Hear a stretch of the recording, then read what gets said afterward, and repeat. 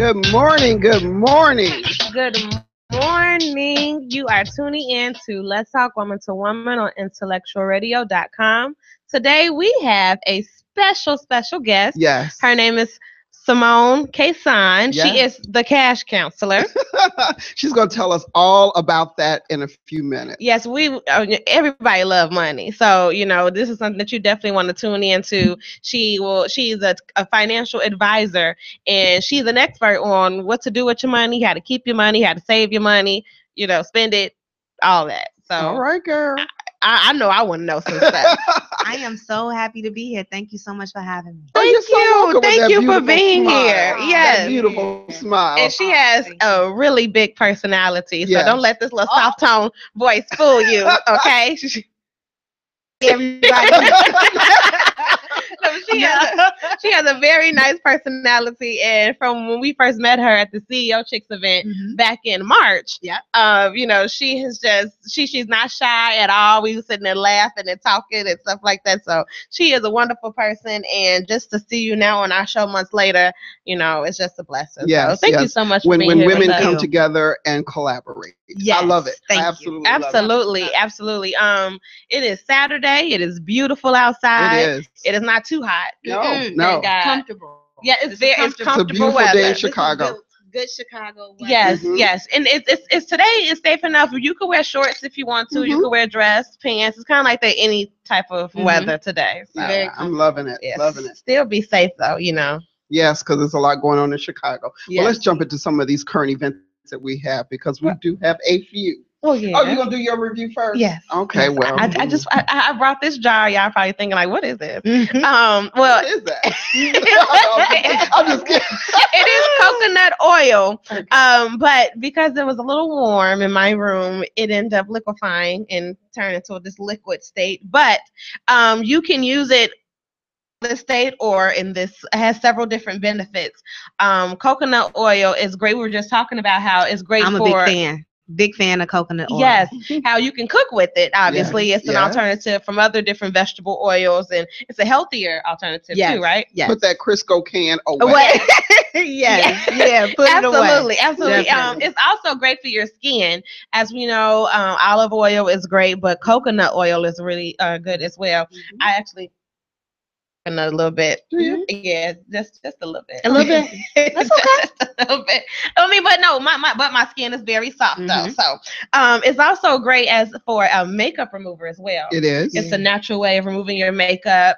I also read that it's good you can use it as a shaving oil as well, because it can prevent the ingrown hairs, and it glides nicely and leaves your skin nice and soft and smooth.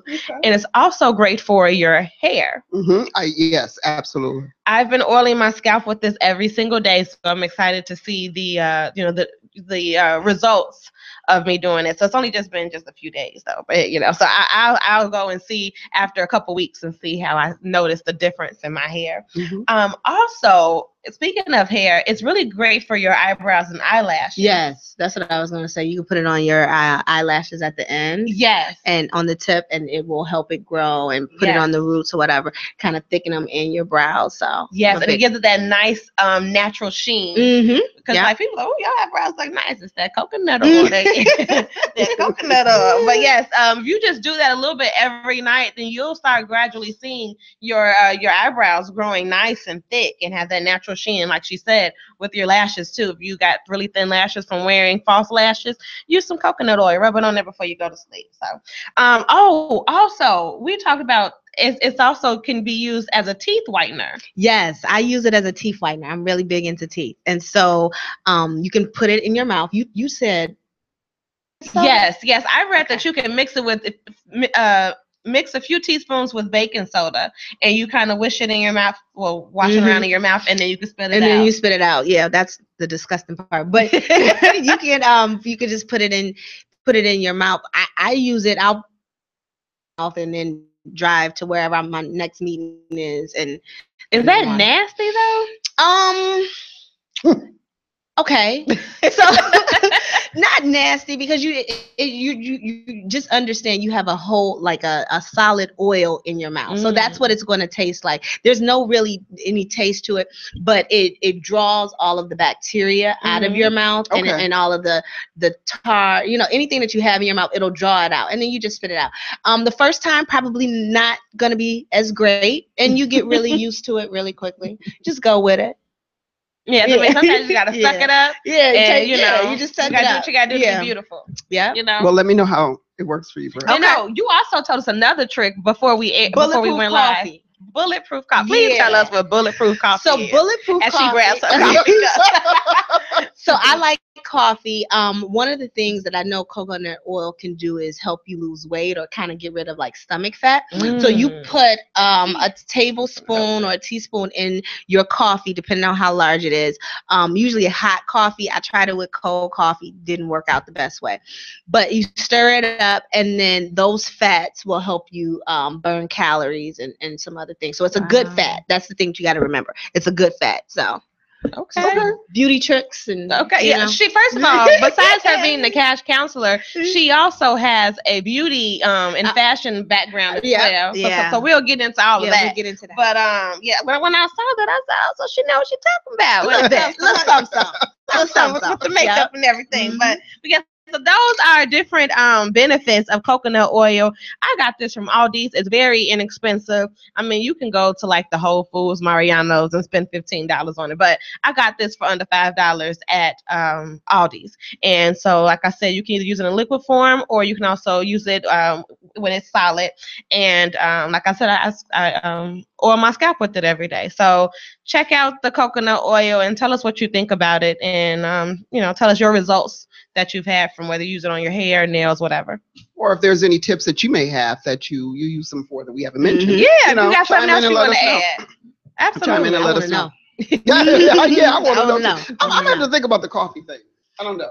Yeah, you just gotta. Now, does it have to be with coffee? Can you mix with other things to lose weight? I don't, because it has to be hot. You know what I mean? You have. What about tea? Maybe. So can you take the liquid form, or it has to be the solid form and put it in? I think you can put it in it, but the only thing is you got to remember it's going to separate. It's oil and water. It's going to separate. So you kind of want it to be a little warm so you can keep it stirred up. Because if it's cold, it's totally going to separate. Right. And can you imagine what that's going to taste like? No, I cannot. No. Not so good. No, cannot. You know how to just chug it down real quick. Right, chug it down real quick. So I don't know how to move to Maybe I'll stick to the apple cider vinegar. Right.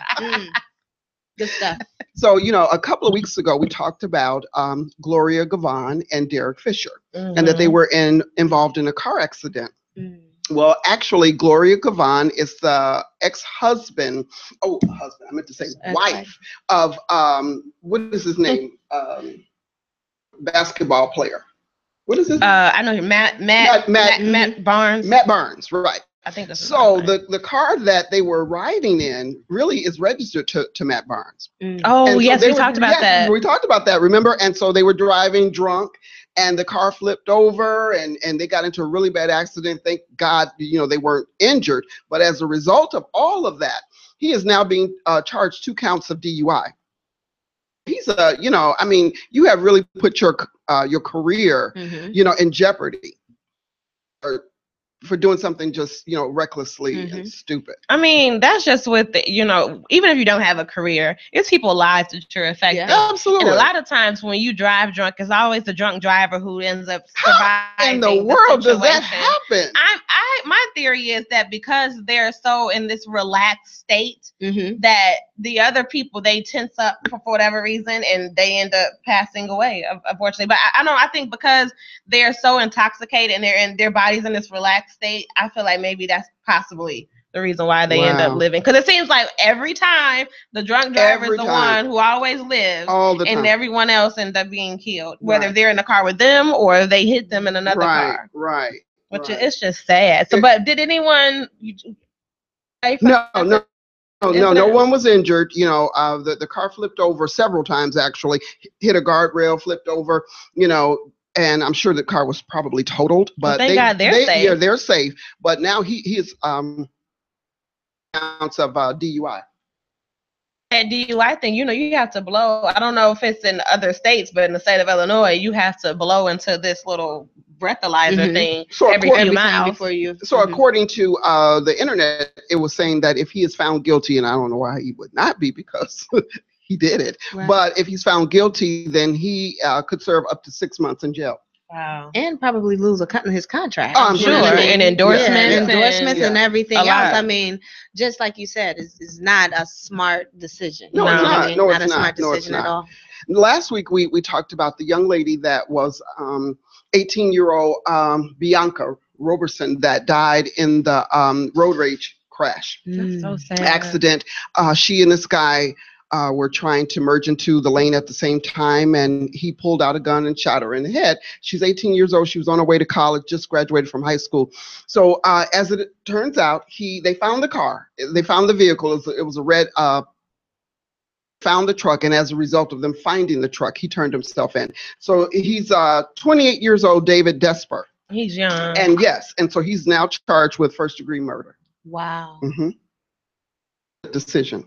Over road rage. And let it go. You say he's 28? 28. So she was 18. And so her life and his life are both over. Oh, yeah. Her life, yeah. Yeah. And her parents, her family will never be the same. I mean, how could you, Exactly. How could you? And we see road rage a lot. A lot. And, I mean, people in Chicago, we got it bad. Because then it results to shooting and, Yeah, people, nowadays you can't even. You be scared to honk your horn at somebody now. I don't honk. I don't do it. I don't even look over there. I just, if you cut me off, you cut me off. Right. Cut me off. It's not that serious. It's not. I'm not gonna react to it. Right. It's sad. Because you just never know who has what in their car. Are crazy nowadays, and it just take that one little thing to push them over the edge. Sometimes you never know, they could have a bad day and just snap. Right. And it's not gonna cost me my life. Right. I'll get out your way. I'll move to the next lane, and you can go ahead. There goes somebody outside now. Driving recklessly. Okay. Right. So Chris Christie, we had to talk about him. That's a trip. He is the governor. Did you hear about that? I heard briefly. I can't remember. I was doing something, maybe cleaning up, and the television was on, so I heard briefly. But go ahead. Well, Chris Christie, as everyone knows, is the governor of New Jersey. So he had shut the beaches down over the holiday, the 4th of July holiday. Government funding, according to him. However, he was seen with his family on the beach. Right. He's chilling. Now, no one else is allowed. But it's laid out. His family, it was his wife, and it looked to be like maybe 15 or 20 other people that were on the beach, but yet public. And so for several miles, like the whole several miles. Wow. And so needless to say, that did not go over very well, because you see the helicopters, and he's like, it's no big deal. And he only has 6 months left into his term. So he doesn't care. He knows he's not going to be reelected. What was his excuse that he said? He said something of you said he said something of, well, first of all, so he got on his helicopter and he went back for a news conference, and that is government funded. Yes, yes, government funded, by the way. And so he said, they said, well, it looks like you got some sun. He said, no, I didn't get any sun. Pretty tan to me. Well, no, I had the reason I didn't get sun is because I had on a hat. He said, well, what you saw me, he said, you guys didn't see me having a good time on the beach. You saw me talking to my wife. Right. On the beach. Bathing suits, having a good time. My thing is, I feel like can't nobody in Chicago pull that. No. Ain't no politician gonna pull that in Chicago, because it went through in New Jersey. Yeah. I'm surprised. I'm surprised it went through anywhere. But I think, as you said, he does not care. He doesn't care. He has 6 more months left in his term. He's got 6 more months. He has stated he doesn't care. Yeah, he doesn't care. He's not going to be elected even for the neighborhood watch. Right. So you're not going to be elected for anything. You're not going. He tried to run for president. That didn't work. He's not going to be elected for anything. And he's been a laughing stock for quite some time. I mean, not that we do not nominate. Come on now. We don't. Present. Okay. No, anyway, he's not president. He's number 45. Right. So, but we do, elect clowns. But I think that he's just been this this joke. I don't know what he's going to do next with his life. He's still a young guy, but I think it's like you said, he just does not care. He doesn't care, and he's made that very obvious. The taxpayers pay for that beach. You gonna tell them that they can't come to the beach? My thing is, if you wanted to be, secluded with your family on the beach, you can afford to go to Barbados, Jamaica, Mexico, wherever. Brazil, wherever. In the government funded area. Yeah, exactly. Let the citizens who can't enjoy their beach. Right. So he did. It was open. They were, because it got a lot of attention immediately. But they was crammed up in this one little area, and they had this big, long that just was wrong. That was so wrong. That's ridiculous. Yeah. But like you said, he don't care. He doesn't care. He does not care. Really, yes. What can you say? He don't care. He doesn't care. He's not gonna win anything. Right. It's a wrap. So he just milking these last few months. Yeah. Well, so what else? Chris. I don't know what you're gonna do. Maybe he'll become president. We're trying to get rid of what we got right now. Yeah, let's clean up what we have. Let's clean up the mess what we have. Anything can happen. Yeah, you're right. If they can elect what's sitting in there now, anything could happen. But they've been having rallies all over the country to impeach him. That's daily. And so they need to up that effort and let's expedite that and let's get over it. Let's go. He done pissed a lot of people off. Yeah. He done ticked a lot of people off. Inclusive of me. But nobody cares about my little opinion. Another story I had. Now this is really, I'm going to do some more research on this because I really don't understand what's going on here. The name of Jasmine Shepard. She was recently named the valedictorian of her school. Oh, okay. Awesome. Very nice. Very nice. That's awesome. First valedictorian of the school history, period. Really? Yes. And so according to her mother, she's been elected the sole valedictorian. She has all of the honors and the grade point average, all of that. Well, now Miss Jasmine has been forced to share that title with a Caucasian young lady that does not have very good grades.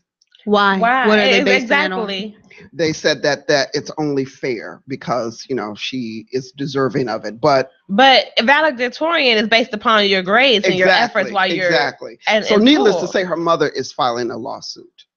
Yeah, because that sense I thought valedictorians, you're the top of the class, like the top. And this young lady has earned the right to be there.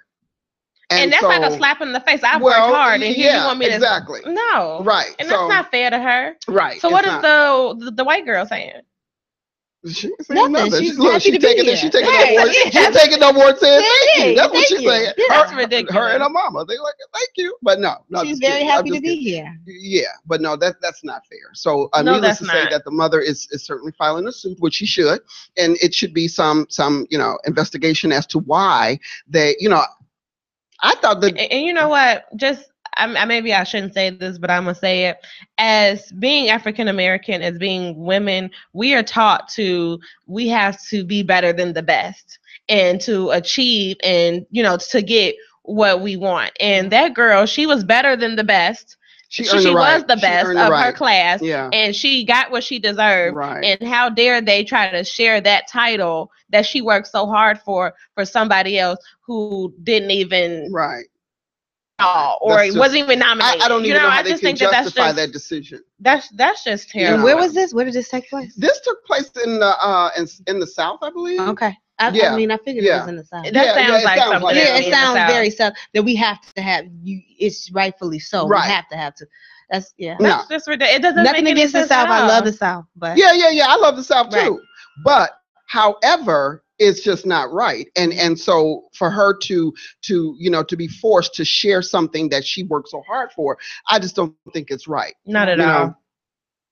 Another story I have, I don't know if you guys heard this or not, and I don't know if it's going to actually happen, but the Chicago mayor, he's come up with an idea that in order for you to receive your diploma when you graduate from high school, you have to either be enrolled in a college on your way to some sort of armed forces. You have to show your college acceptance letter or a gap year program. I'm not sure what that is. Enrollment into the military, or you should not receive your diploma.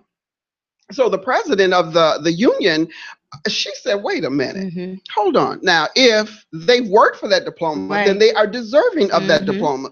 His whole thought process behind that is it gives the children incentive to have some sort of career, choices and things that they want to do. Well, I say, maybe you should have programs in schools. Yeah, exactly. Right. Maybe you should set up programs in schools so the children can have options, so they will know what is available to them. You don't take something that they worked for. Exactly. My thing is, how do you expect them to get these jobs or to go to the, to be able to get training? Without the proper training or without the proper resources? Exactly. So if you're not providing them the proper resources, I feel like that's just doing nothing but to hinder them even more. Absolutely. So Karen Lewis, who's, those that may not know, she's the president. So that can be discouraging. If you're in Chicago, you know Karen Lewis. You know who Karen Lewis is. She is no joke. Okay. Yeah. She'll tell definitely. You. She was like, wait, hold up. No. She says, now, if they worked, and I'm in total agreement with her, if they worked for this diploma, then they should receive it. Of course. I mean, that is the equivalent of you going to a job and working all week, and they say, well, if you don't come on Monday, you can't get this check on Friday. Exactly. It don't have nothing to do with it. I've already given you this time. Exactly. So one, I think that's discouraging to the children. Right. I'm in total agreement with you ladies that there has to be programs, policies, and procedures.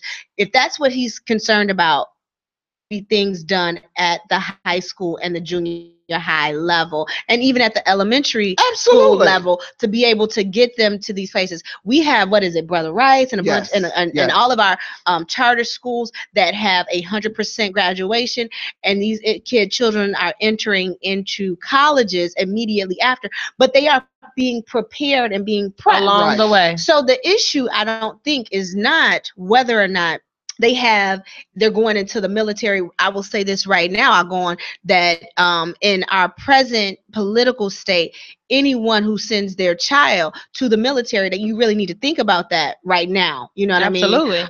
Where we are, that I would say give it a second thought. So that's one thing. College is not for everyone, and we need to be clear about that. So, and it's not. It's most people that are successful who have not gone to college. And I talk about this in one of my programs, most of millionaires.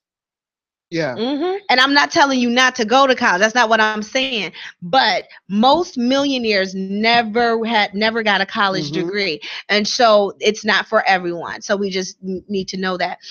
I think that his proposal is him putting the blame on something else. Yes. You know what I mean? Instead of putting the money into funding and doing what you need to do. You done close these schools, you've done all this stuff. So this is the overplay for the underlay. This is your way to get out of what you've done. And I totally agree with you. You're casting, you're casting the reflection of what the real problem is. What the real problem is. And the real problem is that there are not enough programs in public school systems. Some of them, they're not any. They don't even have air conditioning for the summer. They have terrible books, broken books, no computers, no up-to-date programs or anything of that nature. And so, but you are expecting these children to be able to excel. You're not giving them the resources. They're starting out at the gate with limited resources, and that's not fair. They're already, it says, I think that they're just another way of hindering them even more, and it's not doing any good to our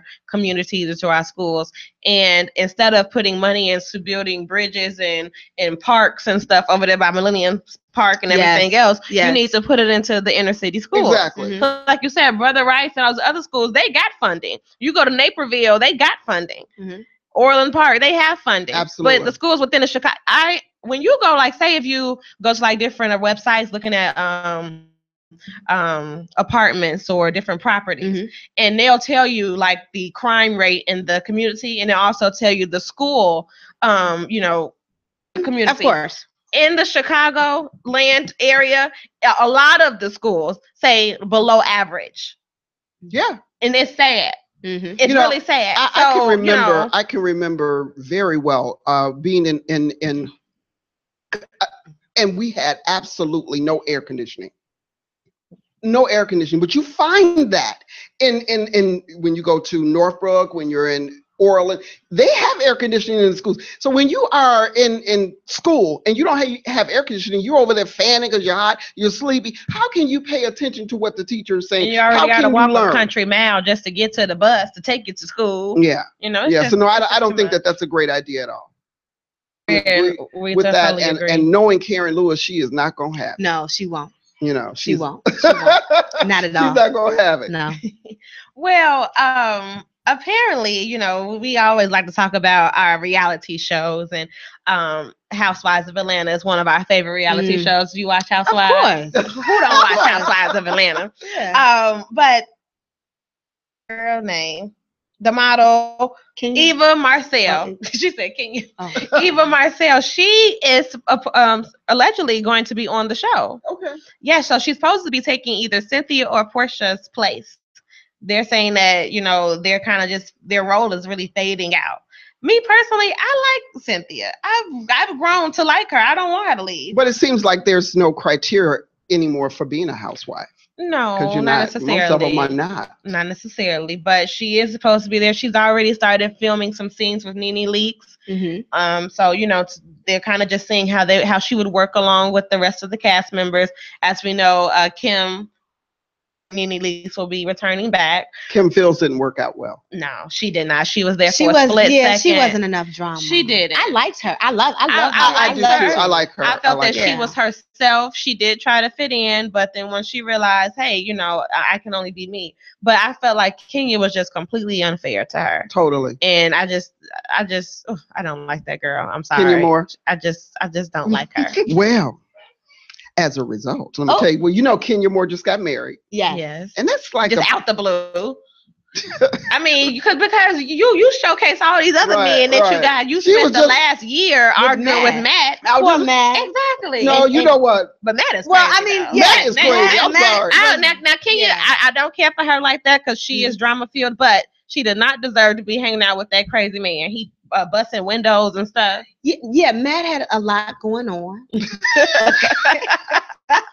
I like how she to say the least. Matt had a lot going on. He's a little out there. Then the fight with Peter, he just been a lot. Yeah, he was just too young in the first place, I think, to handle this mature relationship and a relationship of that magnitude that's, totally scrutinized. Yeah. I think that was, he had some issues before with the law. Oh, did he? Yeah, I think they had that. He had some issues before. I can see that. Yeah, because he's not wrapped too tight. But I think that he really did love her, though. Obsessed? Well, yeah, maybe. Yeah, he was very obsessed. No, I don't think that was love. No, I don't know. Yeah, that's what he's crazy. Was. He's he crazy. Was crazy. There's some issues going on, with him, and Kenya got married. I don't know. No one seems to know who this guy is. No one knows. Because I haven't even seen a picture of him. I can understand because I saw the picture of the wedding. Really? Was it? Yeah, I saw. But it was like it was from afar. Right, it was from afar, and you didn't really see his face. Yeah. So, as it turns out, the castmates are on Real Housewives of Atlanta. She ain't letting her. They ain't letting her go. She got too much drama. Not so sure. Hold on. Because as they are preparing for the 10th for the Real Housewives of Atlanta, 10 seasons. Wow. We've been watching since season 1. Yes. Wow. Yeah. So the producers have said to Kenya, listen, you're married now. So now we need to film your husband. He does not want to be a part of it because he says he does not like the way that the men on the show are being portrayed. Mm-hmm. So he doesn't want to be on the show. And so they've given her an ultimatum. Either you bring your husband on and we start filming with him, or you may not be back. And so so her defense to that was, well, my contract is not with my husband. You have a contract with me. And they were like, okay, but nevertheless, the show is called Real Housewives of Atlanta. And so now it's yet to be determined if she's going to even be on the show anymore. Well, I think that if they give them the right number, then he will be on the show. Be like, hey. Exactly. That usually makes everyone, change their mind. Yeah, it would make me change. But I mean, it made me change my mind. Look at to an extent, I'm not going to get on there and compromise my. But if you don't like the way they're being portrayed, then you can go on there and portray yourself differently. Who's to say, But I mean, I feel like it'd be a good story because we ain't never seen Kenya married to nobody. Well, and what was the guy that she was with? Walter. Hot mess. So, just for us to see that, I don't remember. I'm interested. Walter was. That's when she first came on. When she first came and on. She was that the African Prince? No, they never showed him. Oh, okay. They never showed the African Prince. Okay. But Walter was the light-skinned guy that came on, and apparently their relationship really wasn't authentic. They are two for the. Mm-hmm. Okay. And they went on a trip, and she thought he was going to propose to her. Mm-hmm. You don't remember that? That was like several seasons ago. I think I vaguely now it's starting to come back. But she hasn't been very successful in relationships. Well, now she has. There you go. That means it's somebody for everybody. She hasn't been married that long. Well, I'm sorry, that was not nice. And he doesn't know her for real.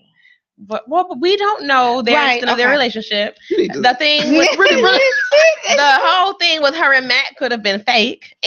And they could have been dating crazy for real, all along. So, I mean, I don't know. But would you really put yourself in the way of the police, if this was fake? You know what I mean? Right. I mean, I thought I think it could have started off being fake, kind of. But he became obsessed with, because when you start busting up windows and things like that, and then he had a fight like you mentioned with Peter in the studio. They were on a radio show or some sort, and then they get to fighting, and it's like, dude, what is your problem? But what I wanted to ask is, I don't necessarily see the men on that show portrayed in a bad light. Do you? Not that I mean, you think about Peter. Well, Peter is a whole nother. He put himself in it, Yeah. I won't even go. Peter is a whole nother. But when you look at Todd doesn't portray himself to be in a bad light. Todd doesn't, but a lot of individuals were trying to portray Todd as, he didn't make as much money as Candy, so that was kind of a thing. I think they try to make sure that all of the men are doggish in some kind of way. I like Todd. I love Todd. I think Todd is awesome, and I like him and Candy together. I do too. They look really cute together. Little short couple. Mm-hmm. Yeah, they're cute. They're cute. Cute short couple. So Peter, the same thing. The only person who really kind of gets the thumbs up is Greg, right? Yeah, he's carrying himself. He's very laid back. He's very laid back and supportive. Yeah, very much so. He's very supportive of his wife. Absolutely. Yeah, I think everybody needs a Greg. And I've never really seen him in any type of drama with when Peter and Nene got into that verbal confrontation. But he was justified. He checked them because, you cannot talk to my wife. If you're going to argue with somebody, argue with me, not my wife. Right. Yeah, so I'm in total agreement. Yes. So let's get to our special guest. Yes. Miss Cash Counselor. Yes. We want to welcome you again to Talk Woman to Woman. Thank you again for having me. Yes, awesome. I mean, you fit right on in. Yeah, we love it. We love it. Right on in with us. I mean, so I love your spirit. I do too. Thank you. Tell us, who is the Cash Counselor? Okay, cool. So I think you mentioned it earlier. My name is Simone Cason. I'm the Cash Counselor. And basically what I do is I help individuals with their emotional, mental, cultural, and spiritual relationship with money. And that's a big, big deal. And so how I got here, really, really crazy. I started off in the beauty industry, owned a couple of makeup studios, one in Elmhurst, not too far from the studio here. It's probably my last one. Also set up shop in Oak Park, and turn of the economy in 2008, I needed to change my business model from services to products, because women no longer wanted to come in and get those services all the time, but they wanted to go home and be able to do their touch-ups. They wanted to last a little bit longer. Of course, I went in to try to get a business loan, and y'all, I didn't even know what a CD was back then. Like, I don't know if anybody knows, but that's a certificate of deposit. But I knew nothing about the banking industry. I knew nothing about credit. it just became really, really important to me. Once you tell me no, I got to, oh my goodness, I tell everybody, if you see me in a fight with a bear, you better help the bear. So at that point, I'm going to show you. Right, I'm going to show you that I can. So I went back to school for business financing. I ended up closing the studio, went back to school for business financing. Went and worked in a retail store doing makeup while I was going to school, and ended up leaving there and walked directly across the street and got a job at a bank, working for a bank. It was very, very important for me to understand how this whole system works. And I say this to everyone, they don't give you classes on banking and financing when you're in high school, at least not my high school and most of them. So I wanted to know how this system worked, and finished their investment program in 9 months. It ended up dealing with their mass affluent, became a tax preparer. Wow. And so I do investments, insurance, and as of today, I own a financial literacy company, which is Capital Coalition, and then I also own my own financial advising practice. So God is good. Wow. Yeah, God is good. Girl's about her money. She know her number. Yes. Wow. But it took time, and you gotta be willing to put in the effort. And that's with anything. With anything. That's for anything. That's awesome. That is very awesome. Thank you. So that kind of ties into the question that we were going to ask. So what inspired you to become an entrepreneur? So I always had an entrepreneurial spirit. I was the little girl, right? So I was the little girl who was the top Girl Scout seller, cookie seller, and peanut seller back in the day. Thanks to my mother, Jeanette Kazan, who would go and take the thing to her job and make all of her friends buy my cookies and everything. The same thing, right? With the little catalog. Exactly. But I had to be the number one in my troop. It was very intense. I had a lemonade. Of course I did the lemonade sale. I always had side hustles and everything when I was in high school and junior high. My mother says I was always an entrepreneur, just always wanted to be one. And then I always wanted to be in control of my destiny. And I think when I was maybe years old, 18, I had my first bank account. I wrote a check to myself for $1 million. Wow. And I knew, and then my mother said, "What is this?" And I said, "I'm gonna cash this check one day." Wow. That's inspiring. Yeah. That's I was 18 years old and I wrote a check to myself for $1 million. I still ain't cashed it yet, but okay. God is good. I don't say yes, nothing. Yes, that's right. So it's coming. It is coming. Speak that. Keep that faith. Speak that. Yep. Keep that faith. So with you being an entrepreneur already in the beauty industry, you talk about transitioning, going to school, and how was that? I'm sure it was, it required obviously a lot of hard work. How was that? Were you always good with numbers, or no? I'm not either. So how was that going from one end of beauty industry, fashion, makeup, all this, so now you're finance, numbers, more serious talk? Feel like you need a business suit or something. One, probably crazy. It was the craziest idea that I think most people thought. Most people that my close circle could not understand it. You're this artsy person and you're good with fashion and you're good. How are you going to turn that left brain and that right brain on? I literally felt like I was learning a foreign language, right?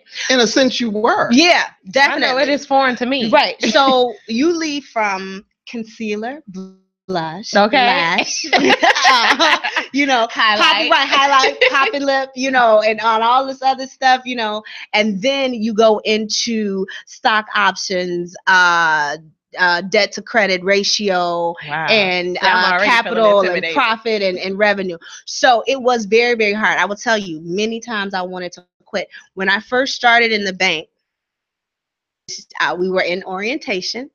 And so this young lady, they asked me, everybody's asking you where you come from. And so I told them I had come from a department store. And so this was the third or fourth day in to the orientation. And the girl had her phone and she said, "Hey, Saks is hiring in the makeup department." I said, "Oh, okay." why are you telling me this? She said, oh, I'm just trying to help you with your life. Oh, okay. We ended up going to the same region. I run numbers around her when we ended up getting into the job. Wow. Matter of fact, the actual investment program that we got into, she was not able to get into it because she couldn't make the numbers. I got into it in 9 months. That burned a hole. Oh, it burned it. Help the bear. Y'all better help the bear. Okay. So every time, y'all better help the bear. So that was that.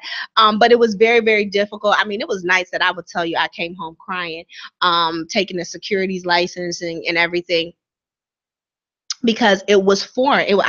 I literally felt like somebody had picked me up and put me in another country. Wow. Many times. I did not fit the corporate, and I still don't. And I think that's what makes the cash counselor successful. I didn't fit the corporate norm. And even when I give my seminars and when I talk to individuals, I try to make it plain and dummy it down as much as possible so that it's English, you know what I mean? Because at one point in time, you couldn't understand this. I couldn't understand it. And it took me a long time to learn how to pick everything apart, awesome. you know? I think in listening to you, one of the things that came to my mind is that as a race, I think that we are not really diligent in teaching our children and about money. Mm-hmm. Absolutely. Yes.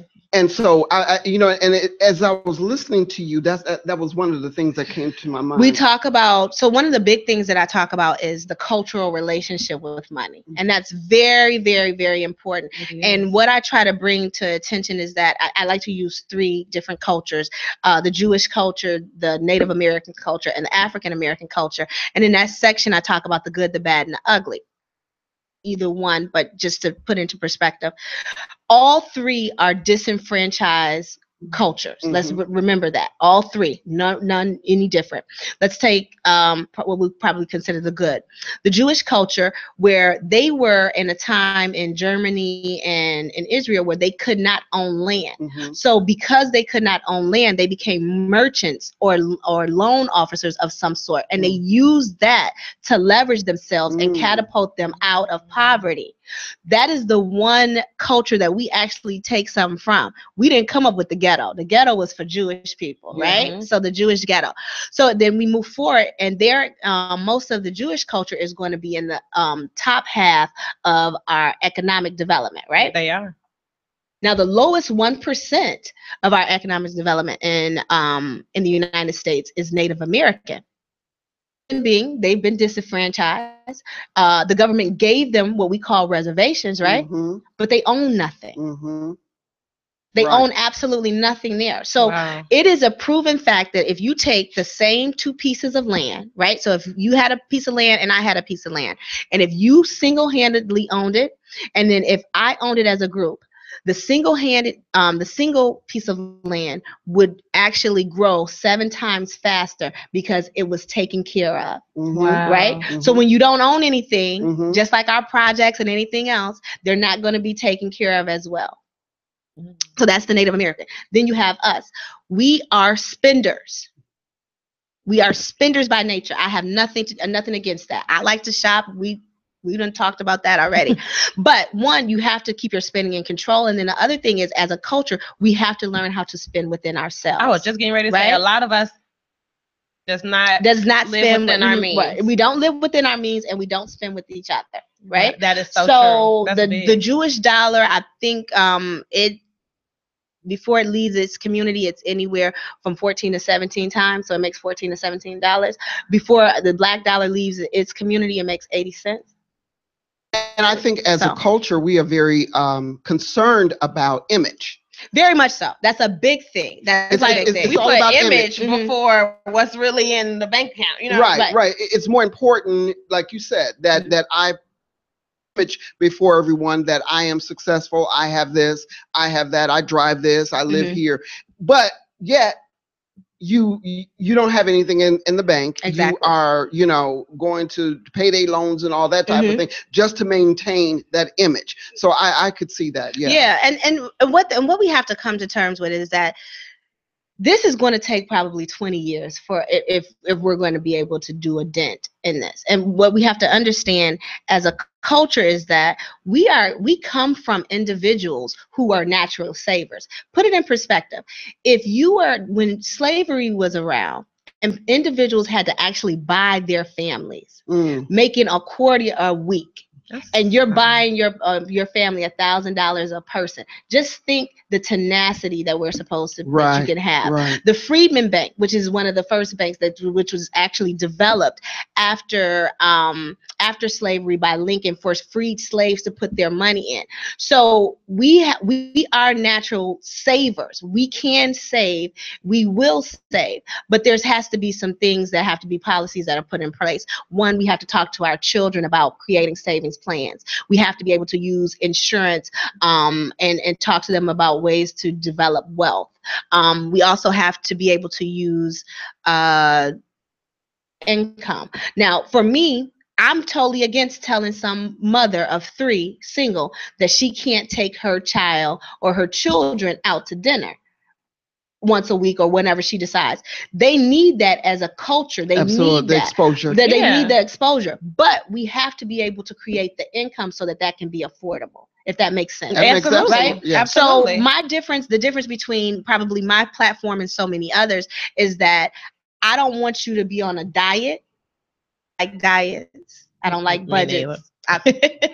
I like to go to dinner and have cocktails. Yeah. But, yes. but I do like lifestyle changing. Yeah, right. And so diversifying your income, creating, more streams of income, not to a point where you're so bogged down, but creating more streams of income will allow you. One, it does a couple things. One, it removes anxiety. Think about how you would feel if you were getting a check every week. How I feel. Right? Every Absolutely. week. So that removes the anxiety of, oh my God, I can't pay this, the juggling and all that other stuff. So definitely creating another stream of income so that you're getting money every 7 days. It removes the anxiety. It helps you make more emotional, better decisions. And it's just better for the culture. And physically, because if you're not as stressed and you're happy, you're happy. You're healthy. You know? You got a good spirit about your money. Oh my God. Mm-hmm. So tell us, because it's so interesting. I feel like we just have it's just so much. Tell us exactly in the general thing of exactly what do you do? What do you do for your clients? So great. So what we do is I do a couple different things. One, I do speaking engagements. So you can always call me and book me. You speak very well. Oh, well, thank you so much. You can book me for a speaking engagement and it's very interactive. It's set to music. And so it's really, I like it and we get great feedback for that. So if you have a women's group, call me. The other thing is one-on-one consultations, and the one-on-one consultations are really, really good. That one-on-one consultation, we actually do a survey for you. It's about 50 questions that you go through, and we define what your relationship with money is, right? So whether you have a healthy emotional relationship, meaning that do you thing that hits the best with emotion. Do you hold on to money? Do you have money and still not pay the bill because you scared? You're a hoarder. You know what I mean? We got people out there like that. Your mental relationship with money. Do you feel that you're deserving of it? What's your mentality of money? If you think that you'll never have enough money, guess what? You never will. Wow. Ever in life. So that's very important. Your spiritual relationship with money. I have a spiritual mantra. I have a friend of mine who also works in the financial industry, and he shared his mantra with me. I thought, I knew that there were other people, but he has a scripture that he reads. So making sure that you are holistically, in line with your money. And then last but not least, defining how your culture is. I've gone to several financial seminars, and that's kind of what birthed this. I went to these financial seminars, and they gave me a lot of tasks.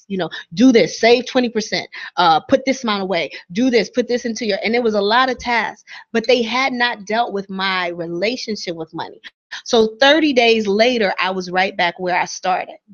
So you're not dealing with the relationship with money. So 30 days after, after someone finishes our program, we help them move their credit score from 50 to 100 points. maintain it because you've dealt with your emotional relation. You understand your triggers. You might have to come back for a tune-up. We'll be able to get you for that. We help them create a second stream of income that's going to give them a tax benefit. Very, very important. And then last but not least, creating a savings and investing plan for them so that they can be able to diversify their funds. So this is about building wealth. It's not a fly-by-night where I give you a bunch of tools to help. It's really about me being there for you and walking you through this and counseling you through it. So there's the one-on-one counselors, and then we also have several webinars that you can go on the website and watch. That is awesome. That is awesome. How long is your program? So the program is 8 weeks. Okay. Yep. So it's one-on-one, 8 weeks. And we can do it online. And you log in for 1 hour. The first thing is for you to do the 30-minute consultation, and that's totally free. That'll tell you where you are. And then for 8 weeks, we meet and we break down, and you have tons of exercises and everything for you to get done. And the exercises are really, really cool. We'll send the PDFs to you. I email them to you, and you're able to break down, and you have exercises, and it helps you uncover. You create a mission statement for your life. Wow. Yeah, you create a SWOT analysis for your finances, and usually people do that for business. I would have never thought about. But for you finances. are a business. You are a business. That is so true. Right? That you is are so true. a business. Whether you have a job or you're an entrepreneur, you are the CEO of your life. And I want everybody to remember that. Very, very important. Wow. And you know what? We spoke to someone.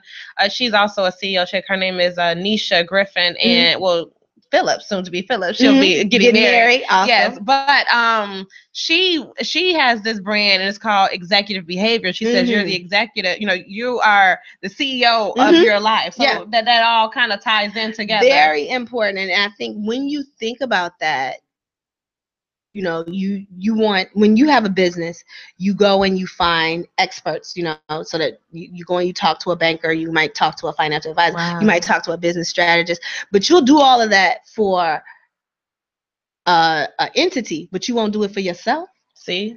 And so you gotta, that's a good point. You have to do that. I have lots of partners in my life. It's definitely, mentors, partners. I can't do everything. That is good. So what can we look for in the future from you? Awesome. So I have 2 great webinars that are coming up, and I'm so excited about. One is financial intimacy, a guide to becoming a couple's guide to becoming financially naked with your partner. That's very So, and it's about, you would never think it's about finance. Oh, it's so cool. So probably for the last few months or whatever, my boyfriend and I have been really practicing this, and it is the best thing. One, you're able to become financially naked with your partner, and what that means is putting your financial situation on the table. It allows you to talk about your money woes, your dreams, and to really, really accomplish something together. And so I think we know that many relationships actually end due to financial, right? And so if you have student loans and you haven't told this person about them, or if maybe you want a storefront business and they want a franchise, right? So you have to be going into the same direction.